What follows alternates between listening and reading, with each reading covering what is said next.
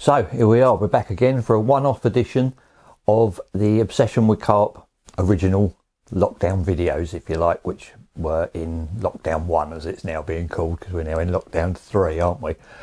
The reason for this is I've managed to get hold of some camcorder style footage from Horton. Now I know you may well have already seen, I put together what I called, I believe, the Horton tapes. A VHS tape, or a couple of VHS tapes that me and Keith and a couple of others made back then for the members. That's already out there. This isn't what this is about today.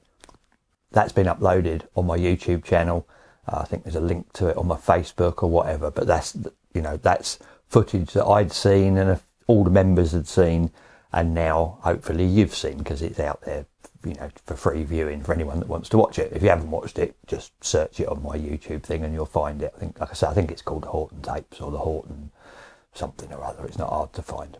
Anyway, since then things have moved on, and Tony Badham, who is a mate from Horton, was an original syndicate member, got hold of me and said that he'd got a VHS at home of stuff that he'd filmed. Now, I don't even remember him having a camera, but apparently he had, rather than a little camcorder, he had quite a big video camera.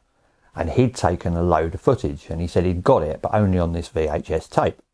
I'd never seen it. Most people had never seen it. It's certainly never been published or put out there on YouTube or on anything. Would I like to see if I could do anything with it? I was like, God, yeah, would I? So he sent me the VHS. I sent it off to a company that digitalises it, sends it back on a disc, basically. So I had a disc with just this one big file on it, and I've sat there and edited it down into separate angler and fish occurrences. I cut it all up and made lots of small pieces of video from it. Obviously, you've got your normal quality issues, because it was a long time ago and it was done on a little tape, and then it's been on VHS, and now it's been to me, and then it's been digitalised and what have you. But I think that adds to it a little bit. So I've then put together a little story linking all the tapes together, and that's what I'm going to show you today. I mean, to be honest, it's all a bit mad, because if you did watch the original series, which I shot most of upstairs in the attic this is the corner of my fishing tackle shed, basically. Garages are joined next door, and upstairs in the roof was where I built a studio. And I did it in the first lockdown just out of boredom, really, or the threat of boredom, and the fact that suddenly I didn't have a job, because we were all stood down or whatever. I was self-employed, so I was just on the government furlough thing. I had nothing to do, and I can't do nothing. We couldn't go fishing, and I don't do nothing very well at all. So I built a little studio upstairs with the intention of filming a few bits and hopefully selling them to Sipography and people like that. I got bored waiting for it all to happen, so I just picked up an Obsession with Carp, one of the original ones, read a couple of stories, embellished a couple of stories, if you like, and it just snowballed from there. Everybody that watched it liked it. I got loads of messages. It got a load of views. So I did another one and another one. And basically I didn't have a day off throughout that first lockdown. I didn't know what I was doing. The filming quality is awful if you go back and look at the first one. The editing took me forever, because I was teaching myself how to use an editing suite. It was all done on a shoestring, basically.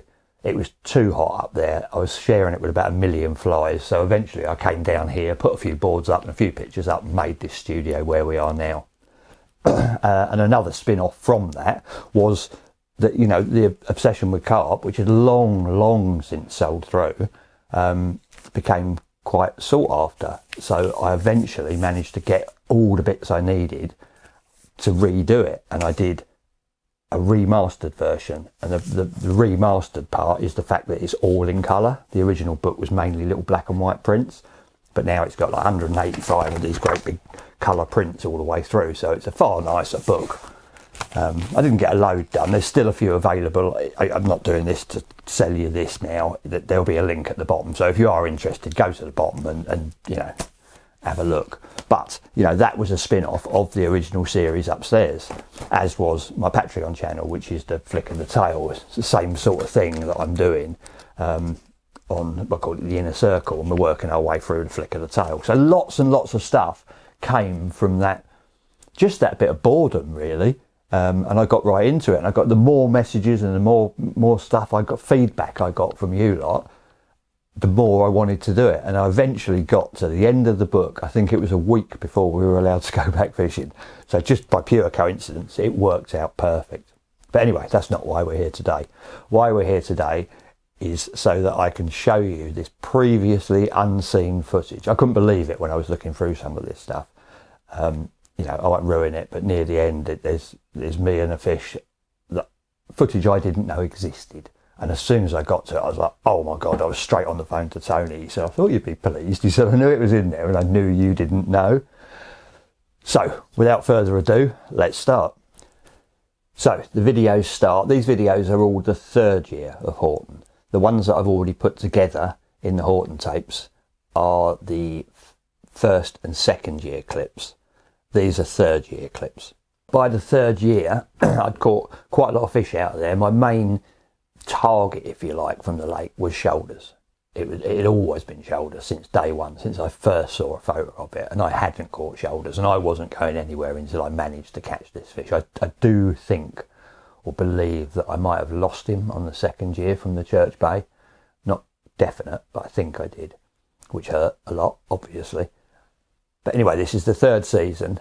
We had a draw for swims down at the lodge. Now, I'd put together a map out of just loads of A4 pieces of paper, like loads of bits of white paper like that, all sellotaped together on a piece of cardboard. And I'd drawn a very rough map of the lake so that when people, in the first 2 years, it was all a bit where are you going, and not all the swims had names and what have you. It was a bit confusing. So I'd done this map so that when people came out the hat, the ticket came out the hat, if they came out number one, they could look at the map and say, I'm going to blah, blah, and that could get ticked off the map.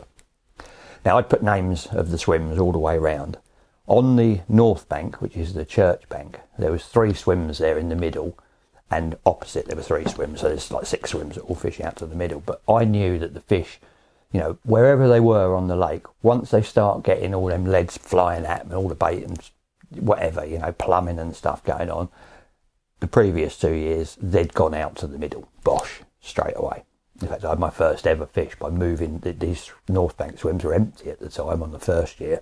Me and Keith moved around there and I had one and lost one or whatever. I had my first bites from out there.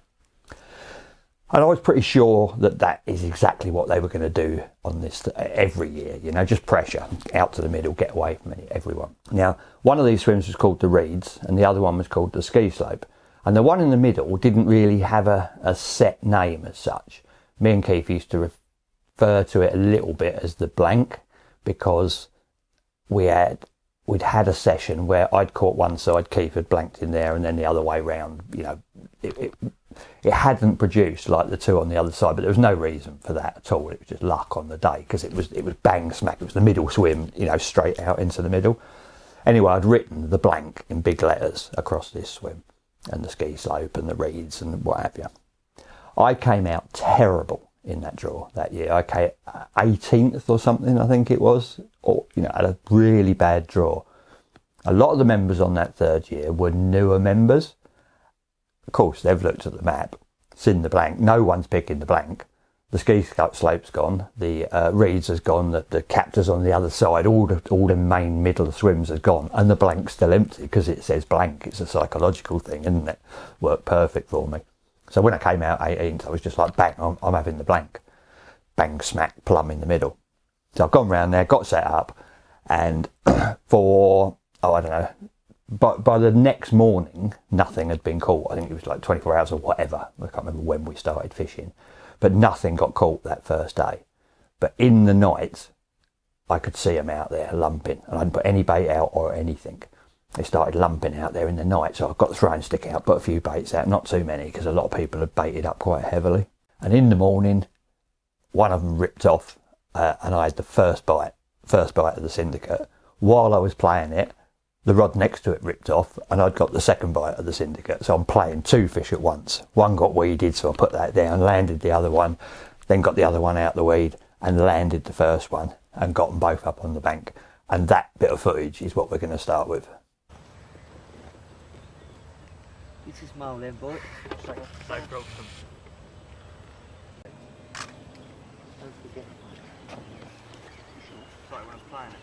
Can you go?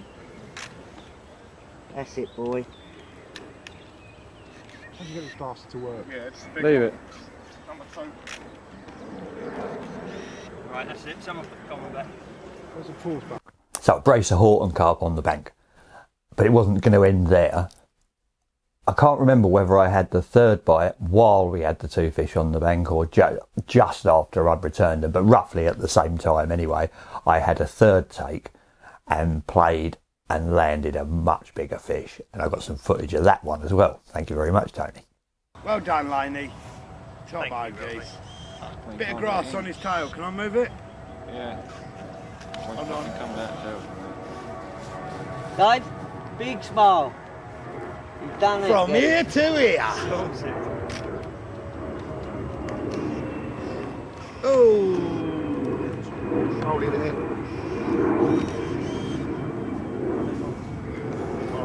Oh, keep it like that, geezer. Oh, there's no one. Can't get video in there. Tooth geezer. Dave.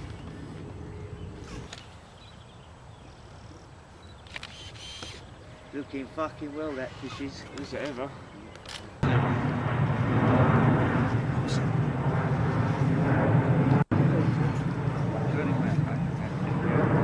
Let's have a look, Dave. Now a little bit if you can. A bit more if you can, Raver. Round. Well, this way a bit, towards your rods. Up and that's it.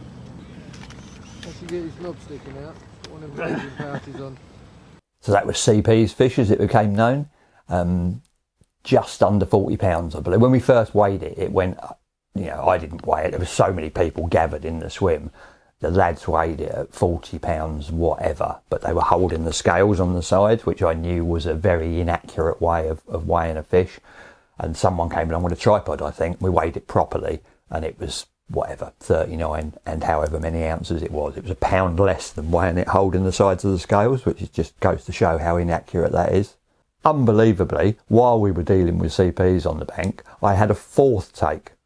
But what had happened somewhere along the line, there were so many people getting involved now, because, you know, I was just getting bites and everyone was there doing the photos. And while I was playing CPs, I had to move another rod out the way and someone had put it back on the rests that whoever it was still hasn't confessed.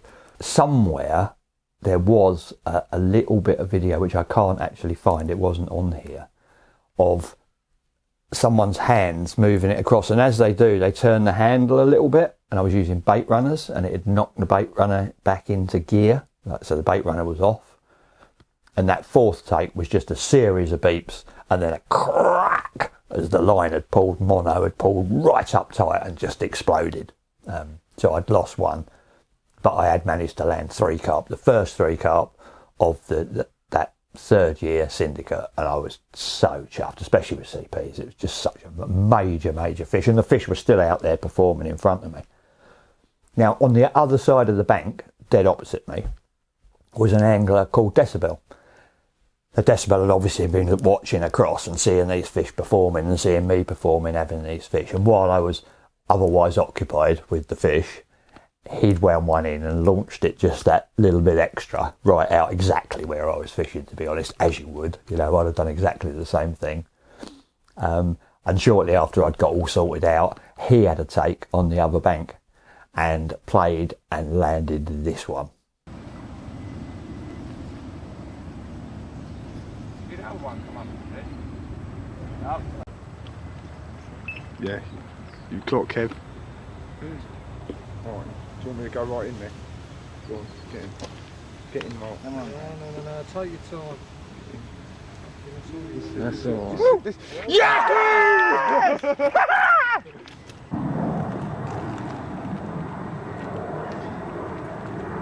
That's fucking huge, isn't it? Is that recorded? I meant it's a koi. That's what I was going to say in the net, but I thought it's too big. Shut up. It's the koi. It's the koi. Yeah. That is the koi. It's the koi. Face to face. Yeah. What did that weigh last time? No, 37. 37. All right, lads. Lovely. Yeah, Sack there. Oh, sorry, beg your pardon.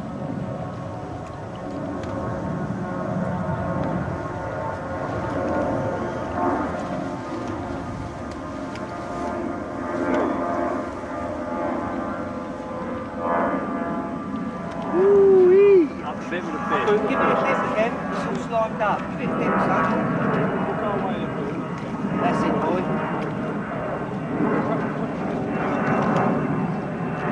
Lift it up. Lift it up. Oh, lump! What a touch, eh? That's the way to poach. If you're going to poach, get a big one.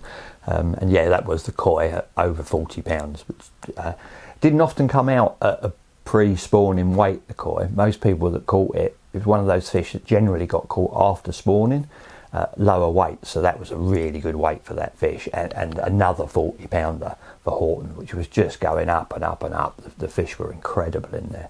The second year, the year before this, was our first year on the main line, and we'd done so well. I say we, that's me, Keith, Phil Thompson and CP, a little baiting team we put together. We put in a lot of bait and we caught a lot of fish over a lot of bait. As a consequence, this third year, there were a few baiting teams that sprung up, and I thought too much bait going in, or, you know, people fishing over, too many people fishing over a lot of bait. It works when it's just a few of you, but when there's a load of people doing it, it's sort of counterproductive. So I wasn't using an awful lot of bait this year. I was fishing with the same bait, but I was fishing with singles or just a few handfuls around it. And I did really well. I caught loads of fish on that third year. But on the second year, it was basically, you know, us four caught not most of the fish, a massive percentage of the overall captures that year. On the third year, it was spread out a little bit better, and some of the other guys were getting some really good hits. And there was one lad called Spencer, and he'd said, I vaguely remember him telling me that he used to fish a lot of the time, fishing his baits popped up straight off the lead, which was a method that me and Keith had used for years. In fact, I'd had 2 of those 4 bites at the start on a pop up straight off the lead. And I'm sure he said to me that was how he fished, that was his method. But anyway, one day when Tone was about with the camera in that early part of that third season, he'd had a magnificent brace, and Tony luckily captured it all on video.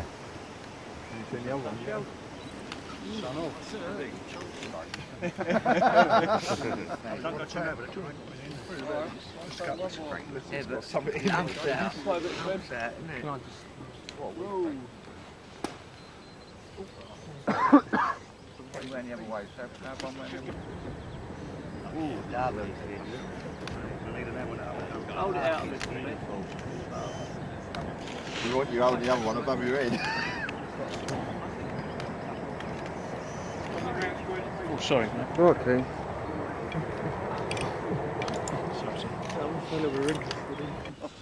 Fucking That's exactly what I said at 2:30 this morning.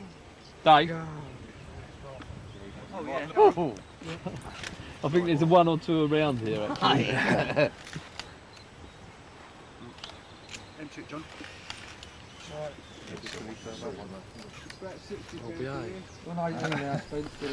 I think the first fish of that brace, obviously the other one's the parrot, but I think the first fish of that brace is the grey one, a fish we used to call the grey one. Didn't used to come out a lot. Beautiful fish. I stalked it out the margins. I can't remember if it was the 2nd or 3rd year at some stage, but I haven't got any footage of that. But that was a really nice fish and quite a rare one as well.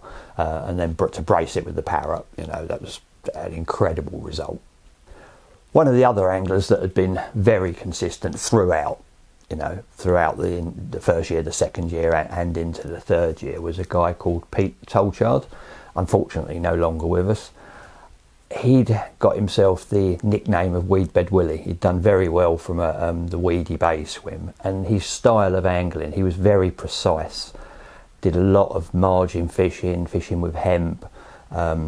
Like I say, he had a knack of making things happen up close and personal, and he caught a lot of good fish from Horton, including this one.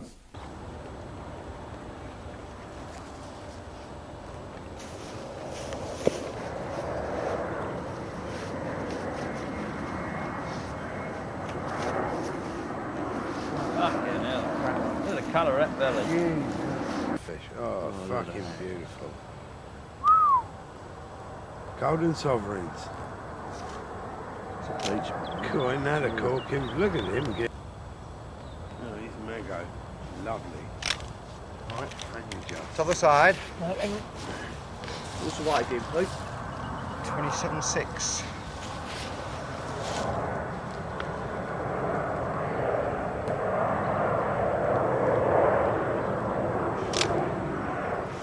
Yeah.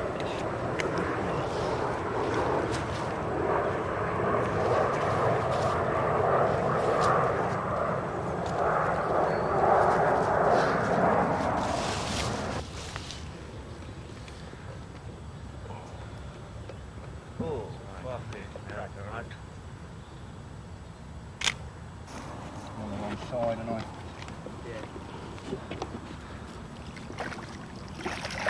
No, sorry, mate. Corker. Well done, geezer. Left hand. The business. Nice one, guys. Now that fish is typical of the Horton commons. There were some stunning commons in there. They weren't as big as the mirrors, but you know, we're talking about the 90s, early 90s here. 25, 28, you know, even 30 pound, up to 30 pound commons. Massive fish, absolutely massive fish. And those Horton fish commons were stunning, absolutely stunning examples. Now, another guy that we fish with at Horton, who again unfortunately has moved on to the great carp pond in the sky, was Alan Taylor. Now I'm sure a lot of you know of Alan Taylor, know who Alan Taylor is. Alan was one of the biggest characters you could ever meet. You couldn't spend 2 minutes in the company of Al without laughing. You know, he would make you laugh just like that. He was larger than life. He was just one of them guys, you know, you want at a party, you want in the pub, you want in the swim next to you. He was always ready with a joke. He was a lovely, lovely man. He done a film on Horton with an actual proper crew. He was doing a series of them on different lakes. I think he did one out on Lac de Deux, Chanticoke, and he done one on Horton. Now they were called Big Carp Challenge, I think, and I believe that they're still available somewhere in the world of YouTube. You know, if you search it, Alan Taylor Big Carp Challenge, Horton, you'll probably find it. But he had this crew with him that we used to call the Lovies, and they were there on this third year making this film. And they were a typical film crew. They had nothing but not fishermen. So they'd go home, they'd had a hotel that they stayed in at night, and they'd come down in the morning way after bite time. They probably missed more than they actually filmed. But of course we was all skirting around and trying to get in on the film as well. You know, it was quite an exciting thing for us at the time. There wasn't so much out there, or, you know, like there is now. Everything's filmed, isn't it? But back then it wasn't, and they had these big proper cameras on tripods and earmuffs and microphones on sticks and everything. But again, Tony's got this bit of footage that was taken while the film crew were there by Tony of Alan with a fish. So I think we should have a quick look at that, don't you? Talk to me, Alan. This, I'm at 2812 speed time. First one in the old season.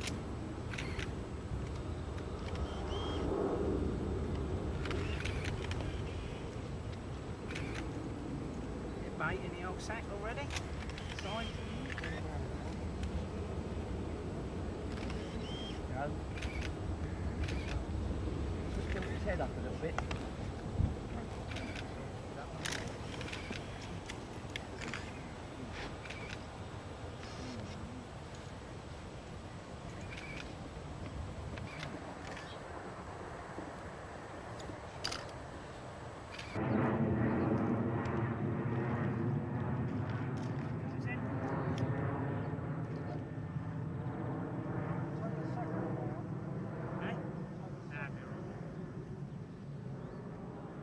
Now, obviously you noticed the tail on that fish.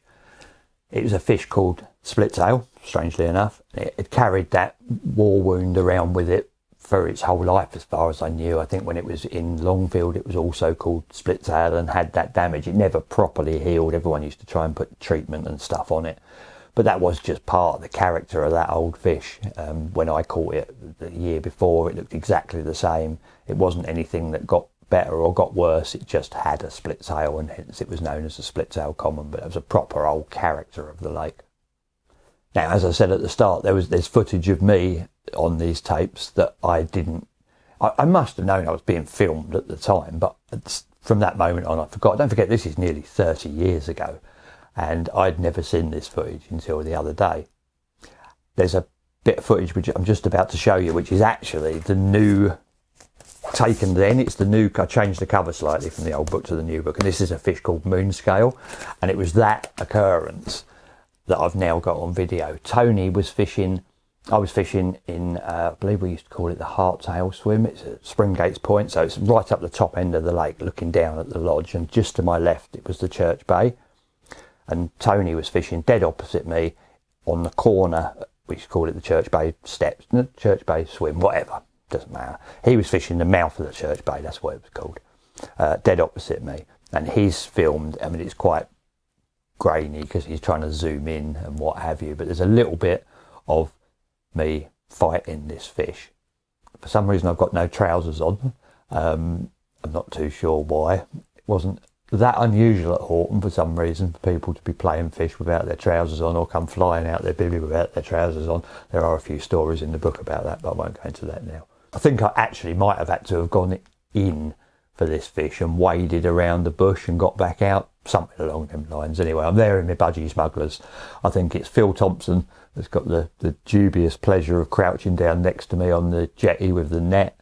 And then after the fish goes in the net, Tony ran round with a camera and took some footage on the bank of Moonscale, which had gone up massively. That was one of the real shooters in Horton.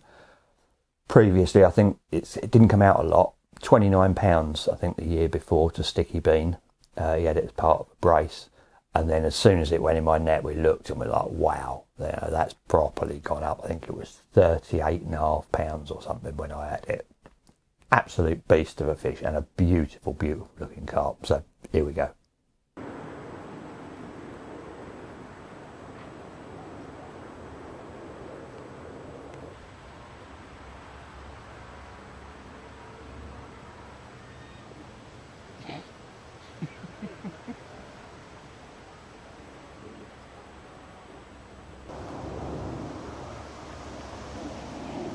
There she go.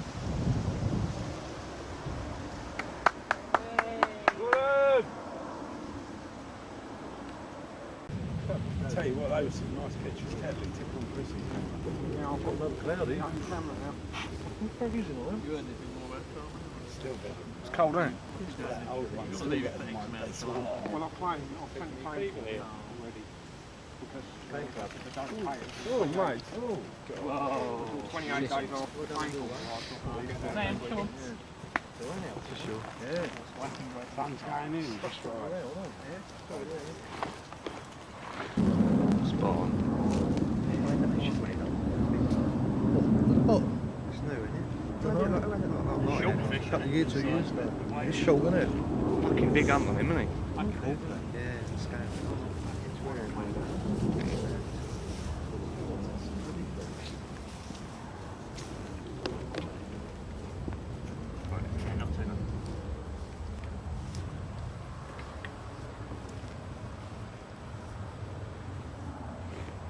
Good thing you waited for Ollie, Dave. Eh? Good thing you waited for Ollie. Twice, yeah. Yeah. I was waiting. Yeah. Yeah. Oh, that's where it's the size, isn't it? It's guts.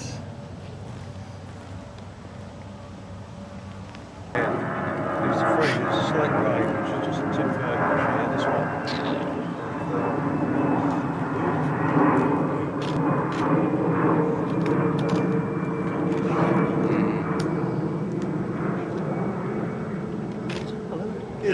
It's not right. Okay, so you have to tell us if it's not right. So I can't see. Oh. Be able to hold it out. Hold it out.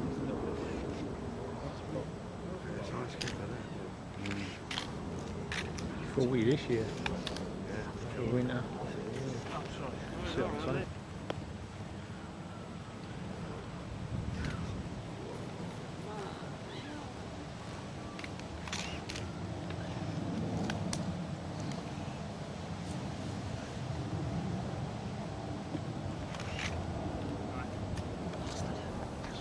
So the rest of the original baiting crew, if you like, were also getting their fair share this year.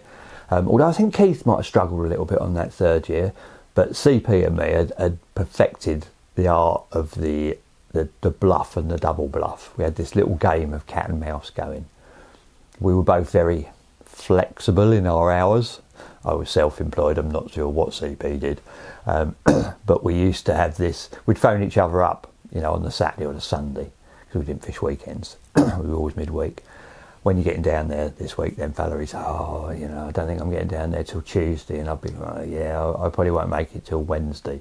And then half an hour later, we'd both pull into the car park together and be battling for whatever was the going swim. Yeah, it just became a standing joke with us, really. But here he is with a lovely common taken from, well, probably one of them days when he won the bluff and I lost. Common.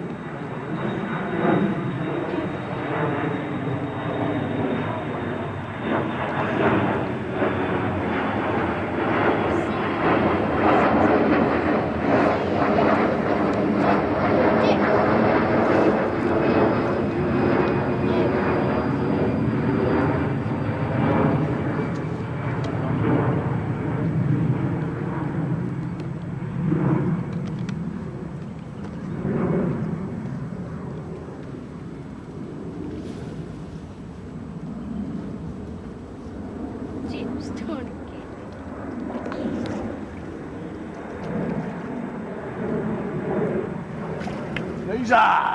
He's in. More fish, guys. Oh my. Fish, eh? Some common nat gaze. It's a crack of mine. A bit funny as well, Dill. Yeah. You twirl him a little bit round this way, a little bit. That's it. Lovely. Actually, you want to bring him round a little bit more, because Yeah. now the sun's come out, you get your shadows on the tail. That's Put with a bit of main line up, guys. I'll get him the same line.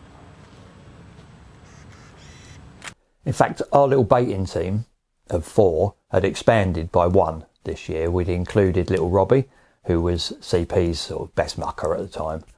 They used to fish together all the time. Now, Robbie hadn't been in on the bait the year before for financial reasons, I think. But he decided he wanted to be in on it now. He'd seen the damage it was doing. He'd struggled a bit for fish. I think he'd had a couple of fish, but, you know, nothing special.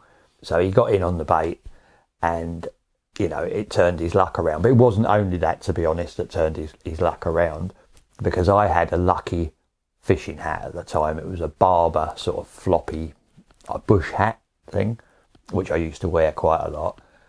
And I donated this to Robbie to see if I could change his luck. And it certainly worked, because he can be seen here in this next clip underneath the hat with a mainline baits caught fish called the peach, which is indeed an absolute peach.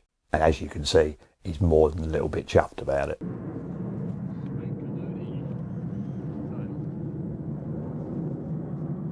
Wait a minute, Robbie.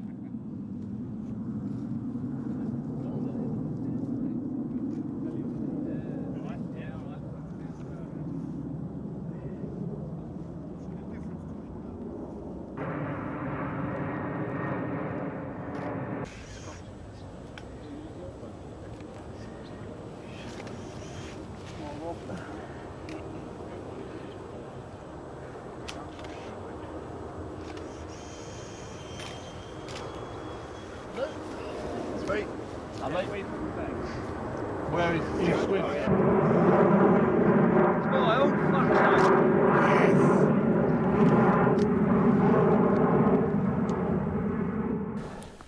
Another angler on there at the time that wasn't with us on the baiting crew, but was doing very well indeed, was a guy called Alan South, or Wiggy as we called him, because he had an almost pathological fear of earwigs for some reason. I don't know why. He'd already had well, I think at the time, I'm going to say a big brace. I think it was either the biggest or one of the biggest braces of carp taken in the UK at that time. Now, the fish, I believe, might have been jack and shoulders. I can't remember. I haven't, unfortunately, got footage of that. No one seems to have that footage. But I do have footage of him playing one of his many other carp, and again with it up on the bank. No, I was telling you about the fish. I said, did you want to come here? Yeah. I might be doing another night now. Double up.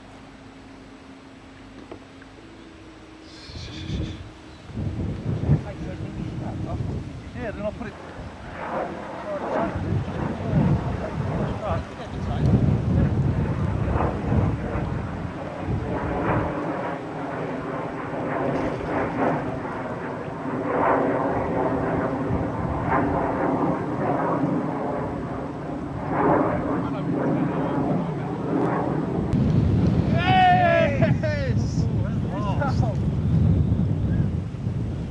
Don't smile, eh? Don't you force yourself doing it, go. mate. Top of your head's going to fall off in a minute. Turn around.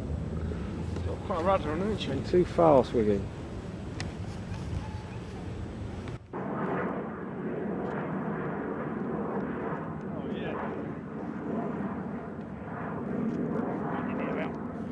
Hold it there a minute, Rick.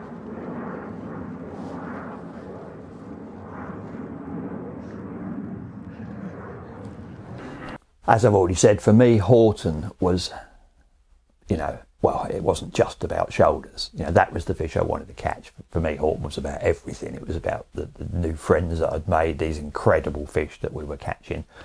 But shoulders was the one. That was what kept me awake at night. That's what drove me on, was that my need to catch this fish. It had been caught a couple of times. I'd seen it on the bank.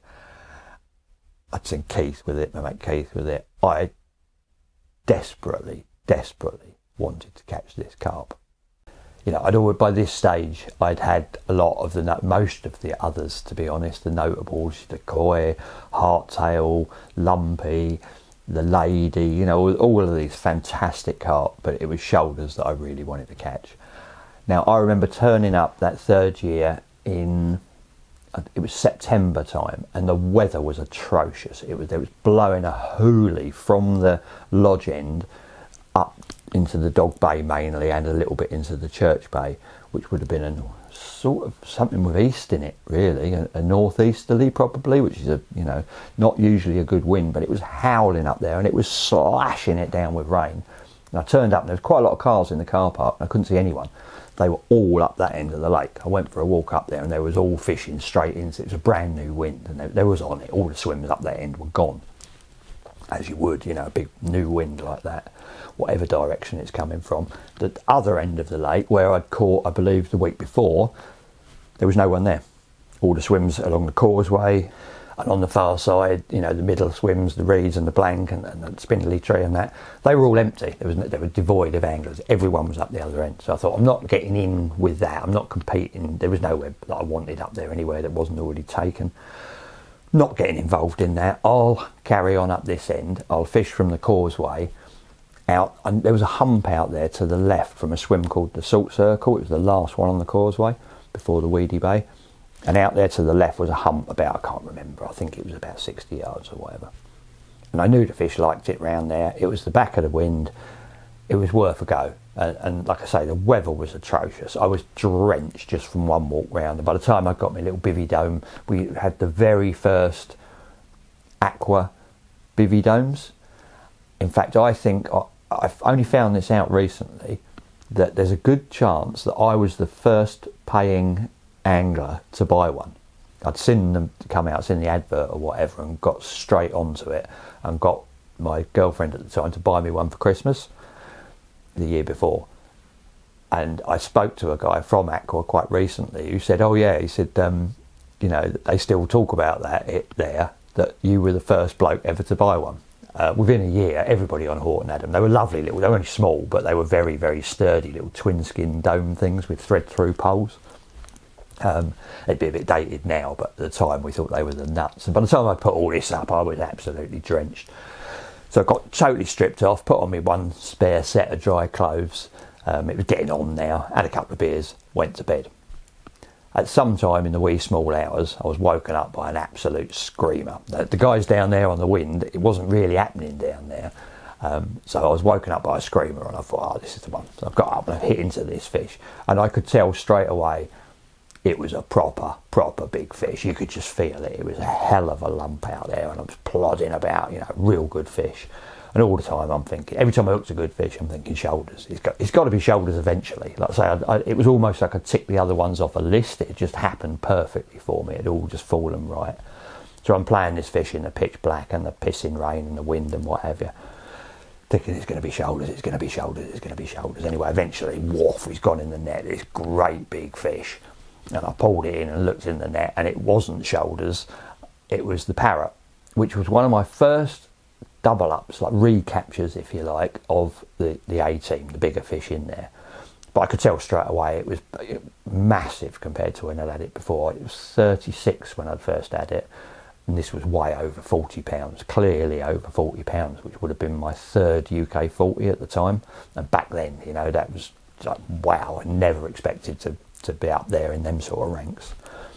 So I sacked him up in the morning, Tetley came up, and luckily, I don't remember it, but Tony Badham must have come up, because one of the bits of footage I found going through this VHS, as soon as I saw the first bit, the little thumbnail of me walking down the bank holding, I thought, I know what that is, because I've got a photo of that exact bit of footage.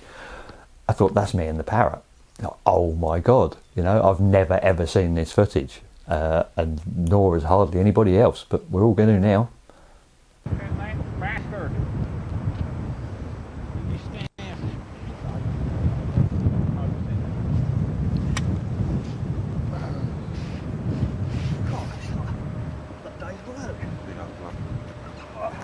Big old kipper.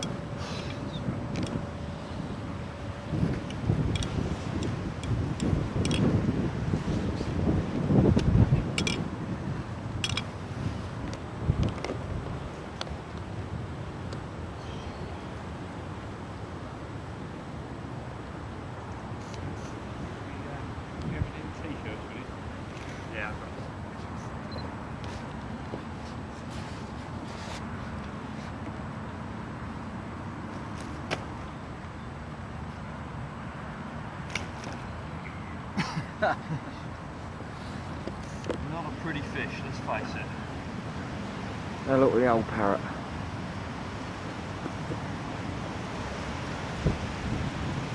That's it.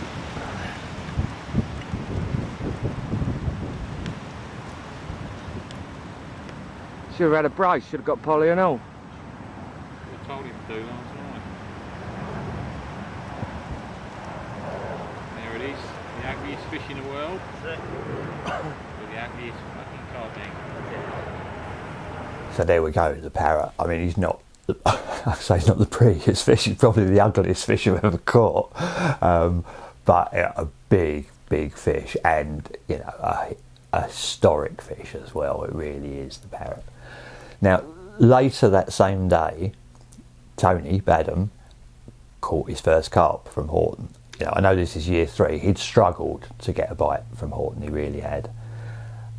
We'd decided, you know, because he was properly one of the firm, great mate, to take pity on him and give him a bag of the good gear. So we gave him a bag of our going bait that we'd pre-baited with all through year 2 and we're still using in year 3. We gave him a bag of the mainline. The very first day this was that he used it, he caught a proper old original fish called floppy tail, and I've got a bit of footage of it. It's not the best. I think he'd given his camera to somebody else, obviously, because he's got the fish, and obviously the somebody else couldn't use his camera quite as well as he could. But we have got some footage of Tony with his first Horton fish.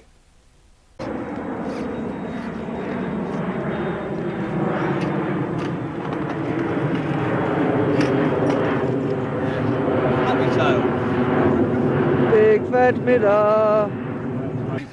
Oh yes. Oh yes. Oh yes. Really? Well, he just sits on the bottom most of the time, doesn't he? Actually, he picks at the bottom. Like. Oh, that's not why it's fucking sluggish, mate. That's nice. Yeah. Oh, hello, mate. Big fat mirror. Lovely jubbly. That's the fella. Ah.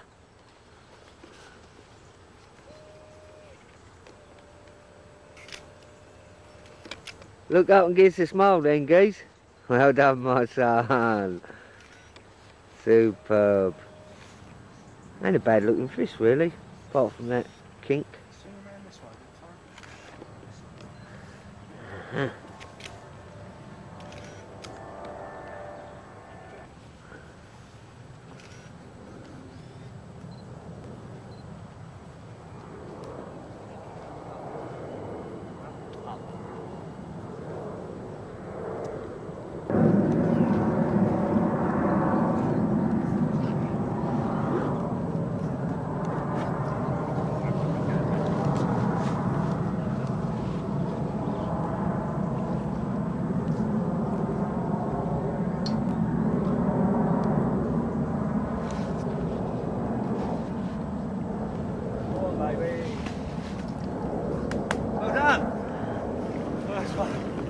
What do you say? Yeah, super. Now that must have been just a good all-round day for angling. You know, I'd had the parrot, Tony had his first Horton fish, and at the same time, up the road at a lake called Summerlees, Gary Bond was in the process of catching his first ever 40-pounder. I don't have footage of that. That was his story.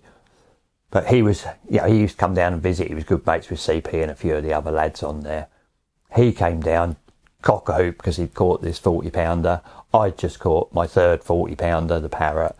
Tony had caught his first Horton fish. I mean, there was only one thing for it, wasn't it? Literally, from my swim, I look across the lake, and then there was a field, like a potato field, and right at the back of the potato field, next to the church, is a pub. And it was just, wow, it would have been rude, wouldn't it, not to spend the lunchtime up the pub and have a couple of jars to celebrate, which obviously turned into a couple more jars to celebrate. There was 3 of us celebrating, so that's 2 each, so, you know. By the time we came back, we was a little bit wobbly, I think it's fair to say. It was a Friday, I think it was a Friday? Might have been a Thursday, whatever. If it was a Thursday, Keith had taken the Friday off, and if not, it was a Friday. I only know because I remember I'd phoned Keith from the pub and told him what was going on and what we'd caught and what have you, and he was on his way up. So I got back to my swim, got my rods out, got everything sorted, just in time for Keith to turn up to help me celebrate a little bit more. He ended up fishing opposite me in the spindly tree, but by the time he'd gone round there to cast out, I was all in, to be honest. I'd had it. So I crawled back in my little dome, crawled into my little pit and slept off the day's celebrations. Fat Sam tucked up next to me. The next morning, I think it just got light, the same rod on the hump that I'd caught the parrot on, boom, was away again. Absolute one-noter. Back out, bosh, into this fish. Again, a good fish. You can just tell them big ones, you know, when you strike into them and it's just a solid resistance and then they go off. Not fast, just that slow. And he was going and going and going.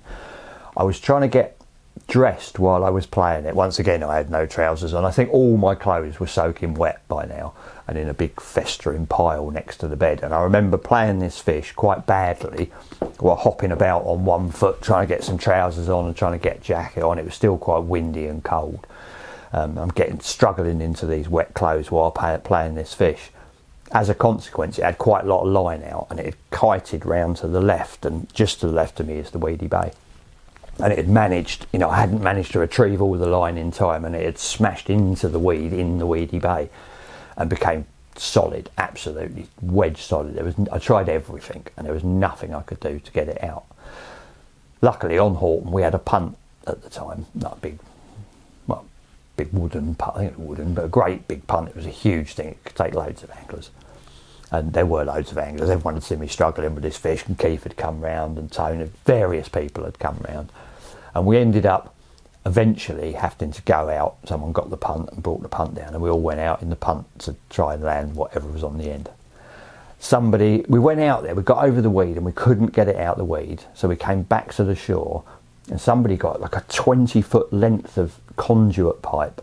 So we went out there with that, and I dug that in where the line was going into the weed, and I remember feeling the fish, the line got caught around the conduit, that's it, and suddenly started slipping through my hands. And I was like, oh God, and I managed to free the line, and eventually I managed to dig the weed under the weed, and a big sheet of bubbles come up, and the fish came out of the weed, and it came up to the surface, probably just out of netting range, you know, like a rod length or so off the front of the punt.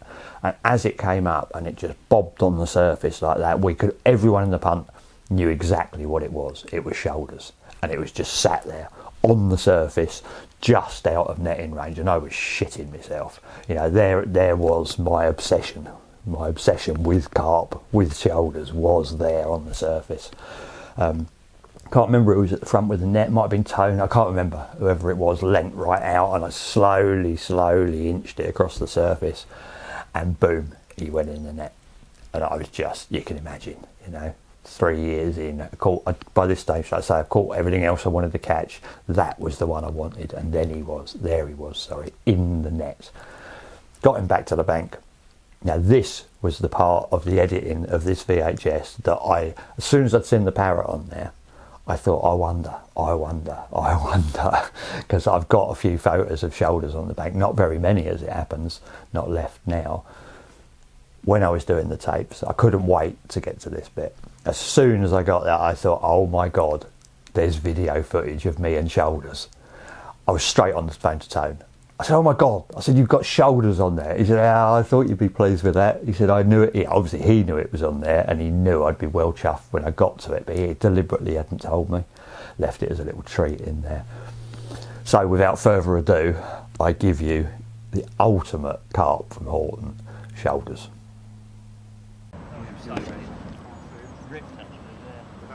Rip down the bottom. Yeah, it's got a little whip. Well, when we're ready, You ready? Yes, Oh, tell us that's about a this damn ship. handsome fish. Yes. Damn handsome. Real better, mud. Drop it down a little bit, Dave. That's it.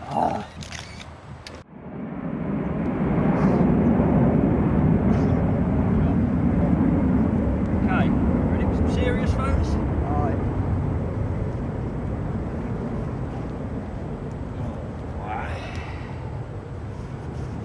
Who you had to start here?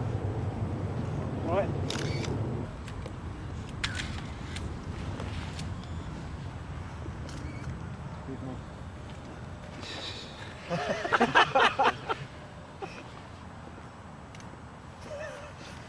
Seriously short lens on this.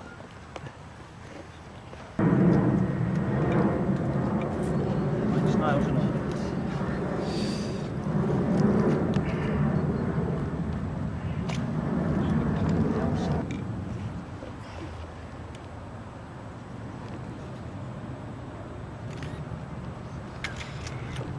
Tail back. Back. That's it. Got the definitive photo of shoulder.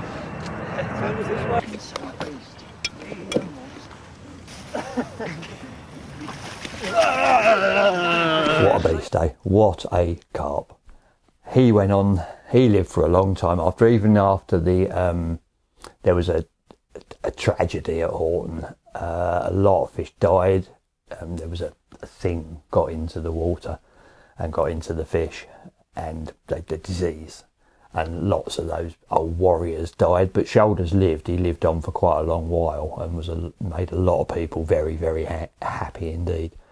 But that sort of signalled the end of my time for me on Horton. No, I didn't just pack up and go and that was it. You know, I did fish on. I did actually catch one more carp at the end of that season. Beautiful fish called Starburst. But, you know, my quest was over. The job was done. But for some of the other lads, it was just beginning. You know, Tony Badham, now he'd got his first fish, went from strength to strength, and he concentrated a lot down in the bottom of the Church Bay. There's a little tiny swim at the bottom of the Church Bay that he liked, and he caught this one, which is a fish called the PB Common, which was, we called it that because it just seemed to be everyone that caught it. It was their personal best common. Yeah, lovely. Head up, mate. That's great. Look, it's big.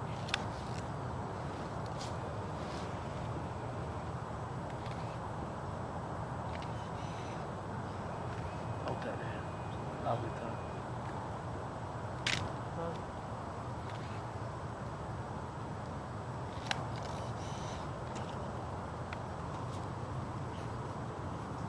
Yeah, I've got that. That's good.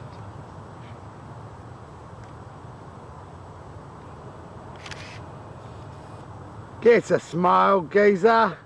How big did you say that was? 27.12. Oh, what a corker, mate. Best again. And so well deserved. Yeah. Oh, mate, look at that. Lift the fish up a little bit. She's beautiful, isn't she just? Tony. You alright with that? Yeah.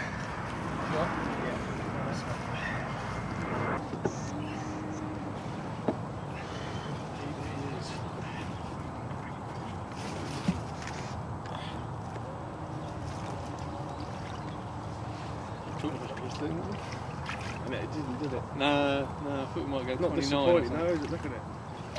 Bye bye, baby. Hurrah! He really was on fire at the time. This was the year, this is after I'd moved on. And like I say, he was concentrating on this little swim down the bottom of the church bay, and he'd really got it rocking in there. And I put together a little montage of a couple of commons that he'd had out of there. You might have to excuse the rather over leery trousers, but that was the sort of how we dressed back in the day. And it ends up with, you know, the absolute beast and a new Horton Lake record.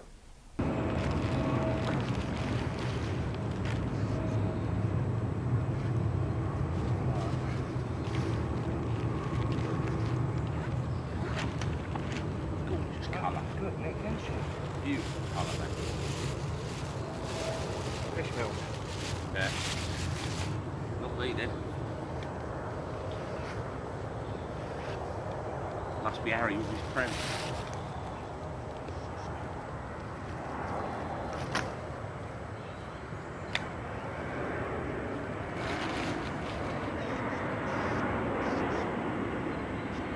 More.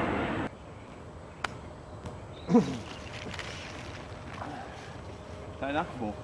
Just get one. Head on, Steve. One first.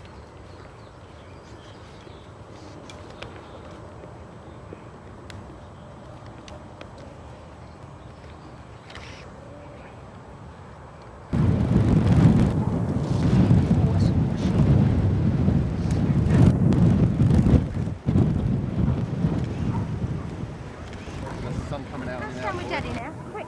I'm running this off, Tone. Yeah, if you want, mate, yeah. Stand with Dad. Go on. Come quick, Jack. Upstairs. Quick. Jack, jump in there, boy. Go round here Daddy. first, stay as you are, right? Yeah. Just come in here first, right? Stay up here. Go the other side. Darren. Darren. Whip one off on that one. Let's do it. Get down a bit. That's it. Get the dog in as well. Right, get the dog first. Oh no, leave her. No, leave her. She's all Look at me. Look up. That's a good shot. Stay where you are. Beautiful. Right. beautiful fish. Baby.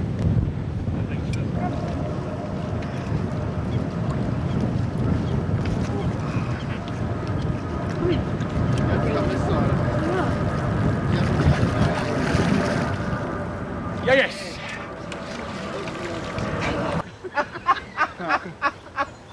Get on there and have fucking right with it. I want to give her a wipe. That's it. Some water. No, she's all right.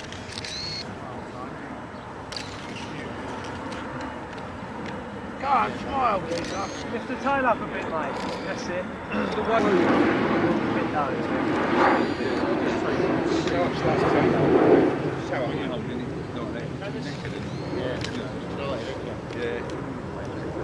Go down in a minute.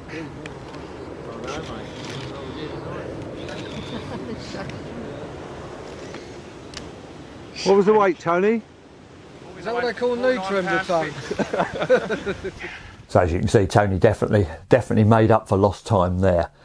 Horton itself was a hell of a lake, and it was a really hard act to follow, but I think me and Phil Thompson went some way to doing exactly that when we moved over that following year onto Raspberry One.